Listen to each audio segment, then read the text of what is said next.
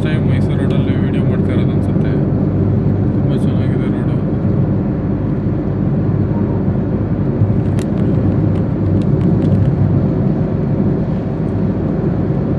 Maintenance ಎಲ್ಲ ಚೆನ್ನಾಗಿ ಮಾಡ್ತಾ ಇದ್ದಾರೆ.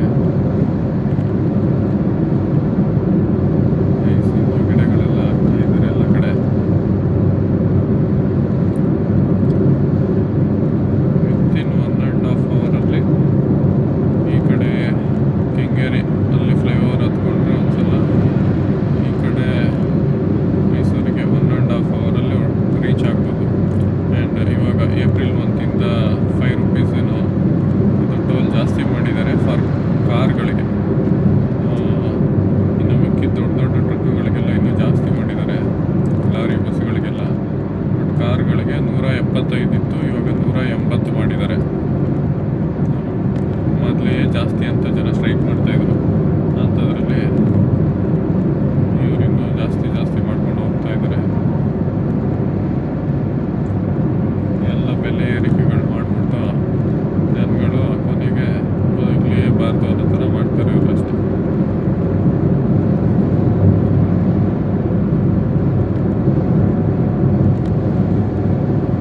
ಡೆವಲಪ್ಮೆಂಟ್ ಮಾಡ್ತೀವಿ ಅಂದ್ಕೊಂಡು ಜನಗಳನ್ನ ಹಿಪ್ಪೆ ಮಾಡೋ ಥರ ಎಲ್ಲ ವಸ್ತುಗಳ ರೇಟ್ ಜಾಸ್ತಿ ಮಾಡಿಕೊಂಡು, ಆ್ಯಂಡ್ ಇವಾಗ ಬೇರೆ ಅಲ್ಲಿ ಯುದ್ಧ ನಡೀತಿರೋದಕ್ಕೆ, ಇರಾನ್ ಇಸ್ರೇಲ್ ವಾರ್ ನಡೀತಿರೋದಕ್ಕೆ,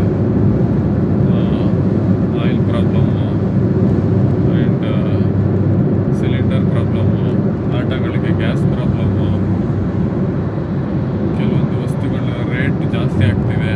ಈ ಕಡೆಯಿಂದ ಎಕ್ಸ್ಪೋರ್ಟ್ ಮಾಡ್ತಿದ್ದ ವಸ್ತುಗಳ ರೇಟ್ ಕಮ್ಮಿ ಆಗ್ತಾ ಇದೆ, ಆ ಕಡೆಗೆ ತರಿಸ್ಕೊತಿದ್ದು ಅಥವಾ ನಮ್ಮಲ್ಲಿ ಪ್ರೊಡಕ್ಷನ್ ಕಮ್ಮಿ ಇರೋ ಅಂಥ ವಸ್ತುಗಳದ್ದು ಆ ಕಡೆಯಿಂದ ಇಂಪೋರ್ಟ್ ಮಾಡಿಸ್ಕೊಳ್ಳೋತಿದ್ದಂಥ ವಸ್ತುಗಳದ್ದು ರೇಟು ಸಿಕ್ಕಾಪಟ್ಟೆ ಜಾಸ್ತಿ ಆಗ್ತಾ ಇದೆ. ಆ್ಯಂಡ್ ನಿನ್ನೆ ನೋಡಿದ್ದು ನ್ಯೂಸ್ ಪೇಪರಲ್ಲೆಲ್ಲ ಈ ಸ್ಟೀಲ್ದು ಪ್ರೈಸ್ ಬಂದು ಕೆಜಿಗೆ 50 ರೂಪಾಯಿ ಏನೋ ಇತ್ತು, ಇವಾಗ ನೋಡಿದ್ರದ್ದು 50-60 ಇತ್ತು, ಇವಾಗ ನೋಡಿದ್ರದ್ದು 75 ಆಗಿದೆ. ಒಂದೇ ಸಲ 15 ರೂಪಾಯಿ ಜಾಸ್ತಿ ಕೆಜಿಗೆ. ಒಂದು 2-3 ಇಯರ್ಸ್ ಬ್ಯಾಕು ಬೆಳ್ಳಿಗಿತ್ತು ಆ ಪ್ರೈಸು 70-80 ರೂಪಾಯಿನೋ ಇತ್ತು. ಇವಾಗ ನೋಡಿದ್ರೆ ಅದು ಸ್ಟೀಲಿಗೆ ಬಂದಿದೆ. ಆ ಮೆಟಲ್ ತಗೊಂಡು ಜನ ಏನು ಮಾಡಿಸ್ತಾರೋ ಈಗ. ಹೀಗೆ ಒಂದೊಂದೇ ರೇಟ್ ಜಾಸ್ತಿ ಆಗ್ತೈತೆ. ಆ್ಯಂಡ್ ಐ ಥಿಂಕ್ ಸಿಲಿಂಡರ್ದೇನು ಪ್ರಾಬ್ಲಮ್ ಆಗ್ತಾ ಇಲ್ಲ, ಸ್ವಲ್ಪ ಅಲ್ಲಿ ಡಿಲೇ ಆಗ್ತಿತ್ತು ಅಂತ ಅನ್ಸುತ್ತೆ ಅಷ್ಟೇ. ಸೊ ಹಾಗಾಗಿ ನನ್ನ ಫ್ರೆಂಡ್ ಒಬ್ಬರು ಹೇಳಿದ್ದು ಇನ್ಫಾರ್ಮೇಷನ್ ಪ್ರಕಾರ, ಅವರು ಈ ಸಿಲಿಂಡರ್ ಸಪ್ಲೈ ಮಾಡ್ತಾರಲ್ವ, ಡಿಸ್ಟ್ರಿಬ್ಯೂಟರ್ ಇದರಲ್ಲಿ ವರ್ಕ್ ಮಾಡೋದು, ಅವ್ರು ಹೇಳಿದ ಪ್ರಕಾರ ಡೈಲಿ ಅವರಿಗೆ ಒಂದು 100 ಸಿಲಿಂಡ್ರು ಬರ್ತಿತ್ತಂತೆ. ಸೊ ಇವಾಗ ಅದು ಒಂದು 60-70 ಸಿಲಿಂಡ್ರು ಬರ್ತಿದೆಯಂತೆ ಅಷ್ಟೇ.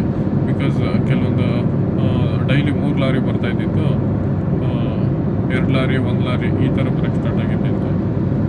ಅಲ್ಲಿ ಸ್ವಲ್ಪ ದಿನ ಆ ಥರ ಆಗುತ್ತೆ, ಆಮೇಲೆ ಸರಿಯಾಗುತ್ತೆ ಅಂತ ಹೇಳಿದ್ರು. ಸೊ ಹಾಗಾಗಿ ಅದರದ್ದೇನು ಸಮಸ್ಯೆ ಆಗ್ತಾಯಿಲ್ಲ. ಆ್ಯಂಡ್ ಬೇರೆ ಯಾವ ಸ್ಟೇಟಲ್ಲೂ ಆಗ್ತಾ ಇಲ್ಲದೆ ಇರೋಂಥ ಆಗ್ತಿರೋ ಸಮಸ್ಯೆ ಇಲ್ಲಿ ಕರ್ನಾಟಕದಲ್ಲಿ ಮಾತ್ರ ಆಗ್ತಾಯಿದೆ. ಯಾಕೆ ಅಂದರೆ ಇಲ್ಲಿ ಕೆಲವೊಂದು ಹೆಂಗೆ ಅಂದರೆ ಜನಗಳನ್ನ ತುಂಬ ಡಿಪೆಂಡ್ ಆಗಿರೋ ಅಂಥ ಕೆಲವೊಂದು ಥಿಂಗ್ಸ್, ಬೇಸಿಕ್ ಥಿಂಗ್ಸ್ಗಳೇನಿದೆ, ಇವಾಗ ಸಿಲಿಂಡರ್ ಆಗಿರ್ಬೋದು, ಕೆಲವೊಂದು ದಿನಸಿ ಐಟಮ್ಗಳಾಗಿರ್ಬೋದು, ಈ ಥರ ಜನ ಇದನ್ನು ಬಿಟ್ಟು ಬದುಕೋಕ್ಕಾಗಲ್ಲ, ಅಥವಾ ಆ ರೇಂಜ್ಗೆ ಅಡಿಕ್ಟ್ ಮಾಡಿಸ್ಬಿಟ್ಟು ಕೆಲವೊಂದಕ್ಕೆ ಇವಾಗ ಸಡನ್ನಾಗಿ ಅದ್ರದ್ದು ರೇಟ್ ಜಾಸ್ತಿ ಮಾಡಲಿ, ಕಮ್ಮಿ ಮಾಡಲಿ, ಜಾಸ್ತಿ ಮಾಡಲಿ, ನಾವು ಅದನ್ನು ತಗೊಳ್ಳೇಬೇಕು ಅನ್ನೋ ಥರ ಆಗ್ಬಿಟ್ಟಿದೆ. ಇವಾಗ ಇಂಟರ್ನೆಟ್ ಆಗಿರ್ಬೋದು, ಇವಾಗ ಅಂಬಾನಿ ಮಾಡಿದ್ದು ಹಂಗೇನೆ, ಕೊಟ್ಟಾಗ ಫ್ರೀ ಅಂತ ಕೊಟ್ಬಿಟ್ಟು ಇವಾಗ ಅದನ್ನು ಬೇರೆ ಫ್ರೀ ಅಂತ ಕೊಟ್ಟಾಗ ಬೇರೆ ಕಂಪ್ನಿಗಳೆಲ್ಲ ಮುಳುಗೋದ.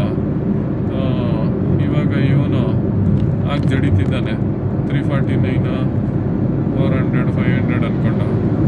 ಅವ್ನು ಜಾಸ್ತಿ ಮಾಡಿದ್ರೆ ಮಾತೇ ಆಡೋಂಗಿಲ್ಲ, ಸುಮ್ಮನೆ ಇದು ಮಾಡ್ಕೋಬೇಕು. ಆಮೇಲೆ ಕೆಲವರು ಪಾಪ ಹಳ್ಳಿ ಕಡೆ ಅಥವಾ ಕೆಲವರು ಗೊತ್ತಾಗದವರು ಕೀಪ್ಯಾಡ್ ಸೆಟ್ ಇಟ್ಕೊಂಡಿರ್ತಾರೆ. ಇವಾಗ ನಮ್ಮ ಅಪ್ಪನೇ ಆಗಿರ್ಬೋದು, ಸೊ ಆ ಥರ ಕೀಪ್ಯಾಡ್ ಮೊಬೈಲ್ ಯೂಸ್ ಮಾಡ್ತಾರೆ. ಅವ್ರಿಗೆ ಜಸ್ಟ್ ಬೇಕಾಗಿರೋದು ಕಾಲ್ ಮಾಡೋಕ್ಕೆ ಅಥವಾ ಇದು ಮಾಡೋದಕ್ಕಷ್ಟೇ, ಇನ್ಕಮಿಂಗ್ ಔಟ್ಗೋಯಿಂಗ್ ಕಾಲ್ಸ್ಗಷ್ಟೇ ಬೇಕಾಗಿರೋದು.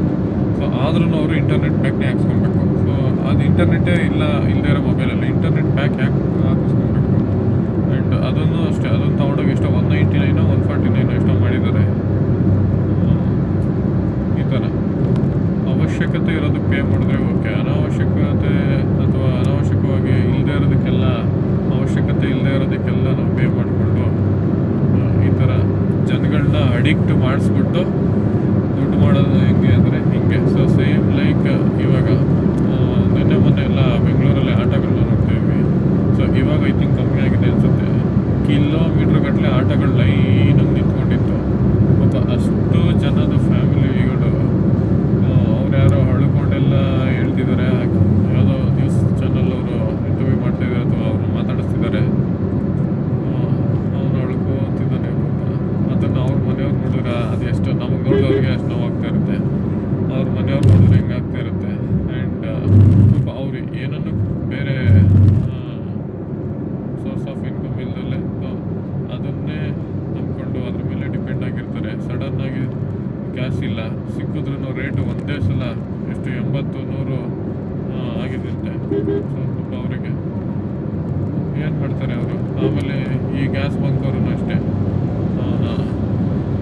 ಹೆಂಗಿದ್ರು ಇದೊಂದು ಸೀಸನ್ ಇದು ಒಳ್ಳೆ ಟೈಮು ಸಿಚುವೇಶನ್ನು ಹೇಳ್ದಷ್ಟು ಕೊಡ್ತಾರೆ.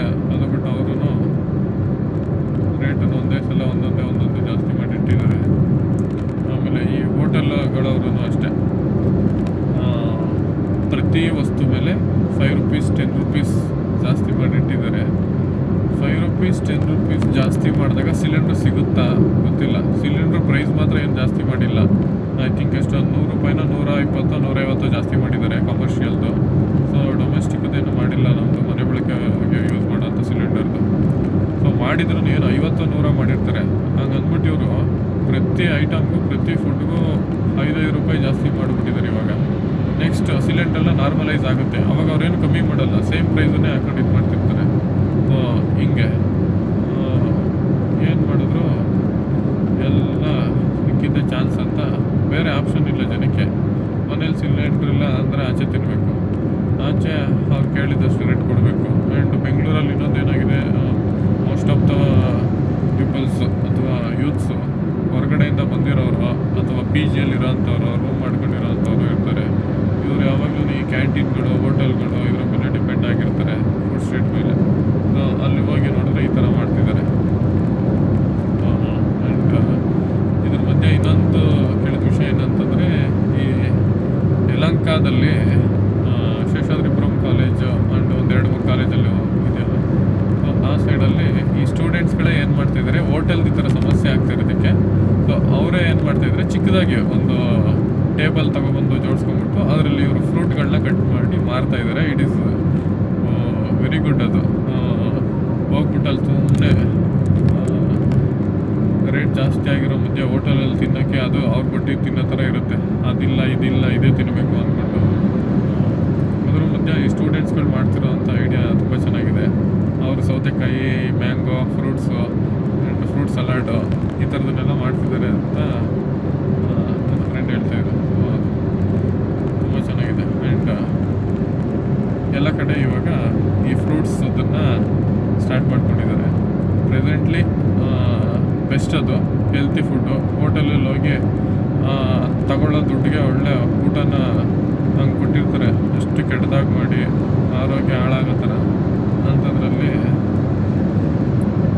ಇವಾಗ ಆ ಪ್ರೈಸ್ಗೆ ಅಥವಾ ಏನು 30-40 ರೂಪಾಯಿ ಇರುತ್ತೆ ಅಂದ್ಕೊಳ್ಳಿ, ಫ್ರೂಟ್ ಸಲಾಡ್ ಅಥವಾ ಫ್ರೂಟ್ಸ್ ಕಟ್ ಮಾಡಿ ಕೊಡೋವಂಥದ್ದು. ಈ ಸೌತೆಕಾಯಿ, ಮ್ಯಾಂಗೋ ಎಲ್ಲ ಒಂದೊಂದು ಪೀಸ್ 10 ರೂಪಾಯಿ ಕೊಡ್ತಿರ್ತಾರೆ. ಸಾಕು, 1-2-3 ತಿಂದರೆ ಇವಾಗ ಬೇರೆ ಹೋಗಿ ಊಟ ದಿನ ಬದಲು ಇದನ್ನು ತಿಂದರೆ ಸಾಕಾಗುತ್ತೆ. ಹಾಗಾಗಿ ಅದೇ ಬೆಸ್ಟು. ಆ್ಯಂಡ್ ಹೀಗೆ ಇದೆಲ್ಲ ಒಂದು ಪಾಠ. ಆ್ಯಂಡ್ ನಾನು ಅಲ್ಲೇ ಒಂದು 3-4 ಮಂತ್ಸ್ ಬ್ಯಾಕ್ ಯಾವುದೋ ಒಂದು ವಿಡಿಯೋದಲ್ಲಿ ಹೇಳಿದ್ದೆ, ಜಗತ್ತು ಸರ್ವನಾಶ ಆಗುವಂಥ ಲಕ್ಷಣಗಳಿದೆಲ್ಲ. ಇದಕ್ಕೆಲ್ಲ ಕಾರಣ ಯಾರೂ ಅಲ್ಲ, ಇಲ್ಲೇ ಇರೋವಂಥ ನಾವುಗಳೇ. ಭೂಮಿ ಮೇಲೆ ಕೋಟ್ಯಾಂತರ ಜೀವರಾಶಿಗಳಿದ್ದಾವೆ, ಬೇರೆ ಬೇರೆ ಪ್ರಾಣಿಗಳು, ಪಕ್ಷಿಗಳು, ಬರ್ಡ್ಸ್, ಅನಿಮಲ್ಸ್ ಅಥವಾ ಈ ಗಿಡ ಮರಗಳೆಲ್ಲ ಇದ್ದಾವೆ. ಯಾವ ಜೀವಿಯಿಂದನೂ, ಯಾವ ಪ್ರಾಣಿ ಪಕ್ಷಿಗಳಿಂದಲೂ ಆಗದೇ ಇರೋವಂಥ ತೊಂದರೆ ಮನುಷ್ಯನಿಂದನೇ ಭೂಮಿಗೆ ಆಗ್ತಾ ಇರೋದು. ಎವ್ರಿಥಿಂಗ್ ಇಸ್ ಫ್ರಮ್ ಮನುಷ್ಯನಿಂದ ಆಗ್ತಾ ಇರೋ ಡ್ಯಾಮೇಜೇ ಇದು. ಸೊ ಇಲ್ಲಿ ಎಲ್ಲ ಚೆನ್ನಾಗಿದ್ದಾಗ ಒಬ್ಬ ಮನುಷ್ಯ ನಂದು ನಡೀತಿದೆ ಅಂದಾಗ ನಾನು ಹೋಗಿ ಇನ್ನೊಬ್ಬರ ಮೇಲೆ ದೌರ್ಜನ್ಯ ಮಾಡಿ ನಂದೇ ಎಲ್ಲ ನಾನು ಹೇಳ್ದಂಗೆ ಎಲ್ಲ ಅಂತ ಸರ್ವಾಧಿಕಾರಿಗಳ ಥರ ಯಾರ್ಯಾರು ಆಡಿ ಮಾಡಿ ಇದು ಮಾಡ್ತಿರ್ತಾರೋ, ಸೊ ಇಂಥವ್ರಿಂದನೇ ಇವತ್ತು ಪ್ರಪಂಚ ಈ ಮಟ್ಟಕ್ಕೆ ಆಗ್ತಾ ಇರೋದು. ಆ್ಯಂಡ್ ಈ ಆಗ್ತಿರೋ ಯುದ್ಧನೂ ಅಷ್ಟೇ, it is because off from ಇವರಿಂದ ಯಾರು ಅಮೇರಿಕಾದವ್ರು ಬೆಂಕಿ ಹಚ್ದಂಗಿದು. ಸೊ ಇಸ್ರೇಲು ಇರಾನ್ಗೂ ಇರೋವಂಥ ಯುದ್ಧ ಬಂದು ಅವ್ರದ್ದೇನೋ ನ್ಯೂಕ್ಲಿಯರ್ ಇದನ್ನು ತಯಾರು ಮಾಡಬಾರ್ದು ಅಂತ. ಜಗತ್ತಿನ ಯಾವ ದೇಶನೂ ಕೂಡ ನೆಕ್ಸ್ಟ್ ಇವಾಗಿರೋದಕ್ಕೆ ನೆಕ್ಸ್ಟ್ ಯಾರನ್ನು ತಯಾರು ಮಾಡಬಾರ್ದು, ಯಾವುದೇ ಯುದ್ಧ ಸಂದರ್ಭದಲ್ಲಿ ಅದನ್ನು ಬಳಕೆ ಮಾಡಬಾರ್ದು ಅನ್ನೋದು ಪ್ರತಿಯೊಬ್ಬರ ಇದು. ಸೊ ಆದರೆ ಇರಾನ್ ಅವರು ನಾವು ತಯಾರು ಮಾಡ್ತೀವಿ ಅನ್ನೋ ಥರ. ಸೊ ಇದಕ್ಕೆ ಇಸ್ರೇಲ್ ಅವ್ರಿಗೂ ಇದಕ್ಕೂ ವಾರ್ ಇರೋದು. ಇದಕ್ಕೆ ಅಮೇರಿಕದವ್ರು ಏನು ಮಾಡ್ತಾ ಇದ್ದಾರೆ, ಇಸ್ರೇಲ್ ಅವ್ರಿಗೆ ಸ್ವಲ್ಪ ಎತ್ತಿ ಕಟ್ಟಿದಂಗೆ ಇರಾನ್ ಅವ್ರು ಏನು ಮಾಡ್ತಾ ಇದ್ದಾರೆ, ಅದನ್ನು ಸ್ವಲ್ಪ ತುಂಬ ಟ್ರಿಗರ್ ಆಗಿ ಅವರು ತುಂಬ ಓವರ್ ಮಾಡ್ತಿದ್ದಾರೆ. ಇಲ್ಲಿ ಮುಸ್ಲಿಂ ಕಂಟ್ರಿಗಳೆಲ್ಲ ಒಂದಾಗ್ಬಿಡ್ತವೆ ಅಂತ ಅಂದ್ಕೊಂಡಿದ್ದವ್ರಿಗೆಲ್ಲ ಅದು ಸುಳ್ಳು ಅನ್ನೋ ಥರ ತೋರಿಸ್ತಾ ಇದೆ. ಯಾಕೆಂದರೆ ಇವಾಗ ಇರಾನ್ ಅವರು ಅಮೇರಿಕದವ್ರದ್ದು ಎಲ್ಲೆಲ್ಲಿ ಅವರ ತಾಣಗಳಿದ್ದಾವೆ ಆ್ಯಂಡ್ ಅವ್ರವ್ರ ಆಫೀಸ್ಗಳು, ಲ್ಯಾಂಡ್ಗಳು, ಪ್ರಾಪರ್ಟಿಗಳಿದ್ದಾವೆ, ಯಾವ್ಯಾವ ಕಂಟ್ರಿಲಿ ಇದೆಯೋ ಅವ್ರವ್ರ ಆಫೀಸ್ಗಳು, ಸೊ ಅಲ್ಲಲ್ಲಿ ನೋಡಿ ಹೊಡಿತಿದ್ದಾರೆ. ಆ್ಯಂಡ್ ಇತ್ತೀಚೆಗೆ ಅಮೇರಿಕದ್ದು ಯಾವುದು ಗೂಗಲ್ ಆ್ಯಂಡ್ ಈ ಥರ ಕಂಪ್ನಿಗಳೇನೇನಿತ್ತೋ ಯಾವುದೋ ಬಿಲ್ಡಿಂಗ್ ಮೇಲೆ ಬಾಂಬ್ ಹಾಕಿದ್ದಾರೆ ಹಿಂಗೆ. ಆ್ಯಂಡ್ ಇದು ಹಿಂಗೆ ಆಗಿ ಸ್ವಲ್ಪ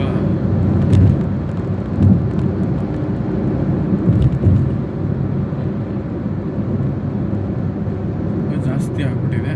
ಇದು ಪ್ರಪಂಚದ ಇನ್ನಿತರ ದೇಶಗಳಿಗೆಲ್ಲ ಡ್ಯಾಮೇಜ್ ಮಾಡ್ತಾ ಇದೆ. ಸದ್ಯಕ್ಕೆ ನಮ್ಮ ದೇಶ ಸರ್ವೈವ್ ಆಗುತ್ತೆ, ಬಟ್ ಇನ್ನುಳಿದ ಚಿಕ್ಕ ಪುಟ್ಟ ಕಂಟ್ರಿಗಳಿರುತ್ತಲ್ಲ, ಸೊ ಅದು ಯಾವುದು ಸದ್ಯಕ್ಕೆ ಚೇತರಿಸ್ಕೊಳ್ಳೋದು ಸ್ವಲ್ಪ ಕಷ್ಟನೇ. ಹಾಗಾಗಿ ಸ್ವಲ್ಪ ನೋಡ್ಕೊಂಡು ಇದು ಮಾಡಬೇಕು. ಆ್ಯಂಡ್ ಇತ್ತೀಚೆಗೆ ಇದೂ ಅಷ್ಟೇ, ನಾವುಗಳು ನಮ್ಮ ಲೋಕಲ್ ಅಥವಾ ನಮ್ಮ ಸುತ್ತಮುತ್ತ ನಾವು ಫೇಸ್ ಮಾಡ್ತಿರೋ ಅಂಥ ಸಮಸ್ಯೆಗಳು, ಈ ಆಟೋದವ್ರದ್ದಾಗಿರ್ಬೋದು ಗ್ಯಾಸು, ಆ್ಯಂಡ್ ಮನೆ ಬಳಕೆ ಗ್ಯಾಸ್ ಆಗಿರ್ಬೋದು. ಆ್ಯಂಡ್ ಇವಾಗ ಇದೇ ಸಿಕ್ಕಿದ್ದೇ ಚಾನ್ಸ್ ಅಂತ ನಾನು ಮೊನ್ನೆ ಒಂದು ಅಂಗಡಿಗೆ ಹೋಗಿದ್ದೆ, ಈ ಸಿಲಿಂಡ್ರು ಲೋಕಲ್ ಸಿಲಿಂಡ್ರ್ ಇದು ಮಾಡ್ತಾರಲ್ಲ ಸಪ್ಲೈಯರ್ಗಳು. ಸೊ ಅವ್ರಿಗೆ ಕೇಳಿದ್ರೆ ಆ ಸಿಲಿಂಡ್ರನ್ನ 3,500, 4,000, 5,000 ಅಂತ ಹೇಳ್ತಾರೆ ಒಂದೊಂದು ಸಿಲಿಂಡ್ರನ್ನ. ಅದು ರೀಫಿಲ್ಲೇ 3,600 ಅಂತೆ. ನಾವು ಸಿಲಿಂಡ್ರ್ ಕೊಟ್ಟರೆ ಅವ್ರು ಇನ್ನೊಂದು ಸಿಲಿಂಡ್ರ್ ಕೊಡ್ತಾರಂತೆ. ಸೊ ಅದೇ 3,600. ಅದನ್ನು ತಗೊಂಡು ಜನ ಬದುಕೋದಿಲ್ಲ ಇವಾಗ. ಸುಮ್ಮನೆ ಸೌದೆ ಒಲೆ ಮಾಡ್ಕೊಂಡು ಹೆಂಗೋ ಊರಲ್ಲಿ ಆರಾಮಾಗಿದ್ರು ಜನಗಳು. ಏನೋ ಆಸೆಪಟ್ಟು ಬೆಂಗಳೂರಿಗೆ ಬಂದರು, ಎಲ್ಲ ಹಿಂಗಾಗ್ತಾ ಇದೆ. ನೆಕ್ಸ್ಟ್ ಎಲ್ಲ ವಾಪಸ್ ಅವ್ರವ್ರ ಊರಿಗೆ ಹೋಗ್ಬೇಕಾದಂಥ ಪರಿಸ್ಥಿತಿ ಬರುತ್ತೆ. ಸೊ ಬೆಟರ್ ಹಳ್ಳಿ ಕಡೆ ಯಾರ್ಯಾರ್ದು ಜಮೀನು ಇದೆಯೋ ಅವರೆಲ್ಲ ಹೋಗಿ ಊರಲ್ಲಿ ವ್ಯವಸಾಯ ಮಾಡಿಕೊಂಡು ಕುರಿಗಿರಿ ಸಾಕಾಣಿಕೆ, ಮೇಕೆ ಸಾಗಾಣಿಕೆ, ಹಸು ಸಾಗಾಣಿಕೆ, ಕೋಳಿ ಸಾಗಾಣಿಕೆ ಮಾಡ್ಕೊಂಡಿರೋದು ಬೆಸ್ಟು. ಇವತ್ತೇನು ಬೆಂಗಳೂರಲ್ಲೇ ಬಂದು ಲಕ್ಷಾಂತರ ರೂಪಾಯಿ, ಸಾವಿರಾರು ರೂಪಾಯಿ ದುಡಿಬೇಕು ಅಂದ್ಕೊಂಡೇನಿಲ್ಲ, ಅಥವಾ ಬಂದಿರೋರೆಲ್ಲ ಏನು ಲಕ್ಷಾಂತರ ರೂಪಾಯಿ ದುಡಿತಲ್ಲ ಇಲ್ಲಿ. ಸೊ ಇಲ್ಲಿ ದುಡಿಯೋದು ಅಲ್ಲಿ ಖರ್ಚಿಗೆ ಆಗ್ತಾಯಿದೆ. ಇಲ್ಲಿರೋಂಥ ಮಕ್ಕಳು ಫೀಸ್ಗಳಾಗಿರ್ಬೋದು, ಮತ್ತು ಕೆಲವೊಂದು ವಸ್ತುಗಳ ರೇಟ್ ಆಗಿರ್ಬೋದು, ಇದನ್ನೆಲ್ಲ ನೋಡಿದ್ರೆ ನನಗೆ ಅಲ್ಲಿಗೆ ಸರಿಯಾಗುತ್ತೆ. ಅಟ್ಲೀಸ್ಟ್ ಊರಿಗಾದರೂ ಹೋದರೆ ಅಲ್ಲೊಂದು ಮನೆ ಅಂತ ಕೊಡಿಸ್ಲಾದ್ರೂ ಇರಲಿ, ಒಂದು ಮನೆ ಅಂತ ಇರುತ್ತೆ. ಅದು ನೋಡಿಕೊಂಡು ನಿಮ್ಮ ಹೊಲ ಜಮೀನುಗಳಲ್ಲಿ ನಿಮ್ಗೆ ಬೇಕಾಗಿರೋದನ್ನು ಬೆಳ್ಕೊಂಡು ಅದನ್ನು ಜಸ್ಟ್ ಮಾರ್ಕೊಂಡು ಆ ಥರ ಒಂದು ಜೀವನ ಮಾಡೋದು ಬೆಸ್ಟು. ಆ್ಯಂಡ್ ಬೆಸ್ಟ್ ಅನ್ನೋದಕ್ಕಿಂತ ಬೆಂಗಳೂರಿಗಿಂತ ತುಂಬ ದುಡಿಬೋದು ಅದರಲ್ಲಿ. ಅದೇ ಸಮಸ್ಯೆಗಳೇನು ಅಂತಂದರೆ ಅಯ್ಯೋ ಹಳ್ಳಿಲಿದ್ದಾರ ನೆಕ್ಸ್ಟ್ ಗೊತ್ತಾಗುತ್ತೆ. ಇವಾಗ ಬೆಂಗಳೂರಲ್ಲಿ ಹುಟ್ಟಿ ಬೆಳೆದಿರೋರು ಅಂತ ಎಲ್ಲ ಅವರೆಷ್ಟು ಹಳ್ಳಿ ಅಂದರೆ ಅಪಪಿಸ್ತಾ ಇದ್ದಾರೆ ಅಂತ. ಸೊ ಅವರು ನಮಗೂ ಹಳ್ಳಿ ಬೇಕು ಅಥವಾ ಏನೋ ಅವ್ರು ಹೇಳ್ತಾರಲ್ಲ ಗೆಸ್ಟ್ ಹೌಸು ಅಥವಾ ಫಾರ್ಮ್ ಹೌಸು ಅಂದ್ಕೊಂಡು, ಹಳ್ಳಿ ಜನ ಹುಡ್ದಾಗಿಂದನೇ ಅಂಥ ಫಾರ್ಮ್ ಹೌಸು ಅಂತ ಎನ್ವಿರಾನ್ಮೆಂಟಲ್ಲಿ ಬೆಳೆದಿರ್ತೀವಿ. ಸೊ ಹಾಗಾಗಿ ಹಳ್ಳಿನೇ ಬೆಸ್ಟು. ಬೆಂಗಳೂರಲ್ಲಿ ಯಾರ್ಯಾರು ತುಂಬ ಏನೋ ಯಾವುದೋ ಒಂದು ಬಾಡಿಗೆ ಮನೇಲಿ ಏನೋ ಸಿಕ್ಕಾಕಿದ ಕೆಲಸ ಮಾಡ್ಕೊಂಡು ಇದ್ದೀರೋ, ಬೆಟರ್ ಹಳ್ಳಿಗೆ ಹೋಗಿ ಒಂದು ಜೀವನ ಕಟ್ಕೊಳ್ಳೋದು. ಅದೇ ಇನ್ನು ನೆಕ್ಸ್ಟ್ ಇನ್ನೂ ಏನೇನೋ ಬರ್ತಾ ಇರುತ್ತೆ, ಒಂದೊಂದೇ ಕ್ರೈಸಿಸ್ಗಳಾಗ್ತಾ ಇರುತ್ತೆ ಇದರಲ್ಲಿ. ಹಾಗಾಗಿ ಈ ವಿಡಿಯೋ ಯಾರ್ಯಾರು ನೋಡ್ತಾ ಇದ್ದೀರೋ ದಯವಿಟ್ಟು ಹಳ್ಳಿಯಿಂದ ಬಂದು ಬೆಂಗಳೂರಲ್ಲಿ ಬದುಕ್ತಾ ಇದ್ದು, ಬೆಂಗಳೂರಲ್ಲಿ ಏನೂ ಇಲ್ದಲೆ ಜಸ್ಟ್ ಬಾಡಿಗೆ ಮನೆಯಲ್ಲಿ ಅವತ್ತಿನ ಕೂಲಿ ಮಾಡ್ಕೊಂಡು ಅವತ್ತವತ್ತು ಬದುಕ್ತಾ ಇದ್ದೀವಿ ಅನ್ನೋರೆಲ್ಲ ಬೆಟರ್ ಬೆಂಗಳೂರನ್ನ ಬಿಟ್ಟು ಹಳ್ಳಿಗೆ ಹೋಗೋದು. ಯಾಕೆಂದರೆ ಹಳ್ಳಿಯಲ್ಲಿ ಇರೋವಂಥ ಲೈಫು ಬೆಂಗಳೂರಲ್ಲಿ ಸಿಕ್ಕಲ್ಲ. ಸೊ ನೀವು ನೆಕ್ಸ್ಟು ಬೆಂಗಳೂರಲ್ಲಿ ಏನೋ ಮಾಡಿ ಡೆವಲಪ್ ಆಗ್ತೀರಾ ಅನ್ನೋದೆಲ್ಲ ಕಷ್ಟ. ಯಾಕೆ ಅಂತಂದರೆ ಇಲ್ಲಿ ಇರೋರೇ ಸರ್ವೈವ್ ಆಗೋದು ಕಷ್ಟ ಆಗ್ತಾಯಿದೆ. ಸೊ ಬೆಟರ್ ಊರಲ್ಲೆಲ್ಲ ಇದೆ ಅಂತಂದರೆ ಅಲ್ಲಿ ಬಿಟ್ಟು ಇಲ್ಲಿ ಬಂದು ಬದುಕುವಂಥ ಅವಶ್ಯಕತೆ ಏನಿರಲ್ಲ, ಬೆಟರ್ ಹೋಗ್ಬಿಡಿ. ಸೊ ಯಾರಾದರೂ ಪ್ರೊಫೆಷ್ನಲ್ಲಾಗಿ ಮಾಡ್ತಿರೋ ಅಂಥವ್ರು ನಿಮ್ಮ ಪ್ರೊಫೆಷ್ನಲ್ ಎಲ್ಲಿವರೆಗೂ ನಡೀತಿರುತ್ತೋ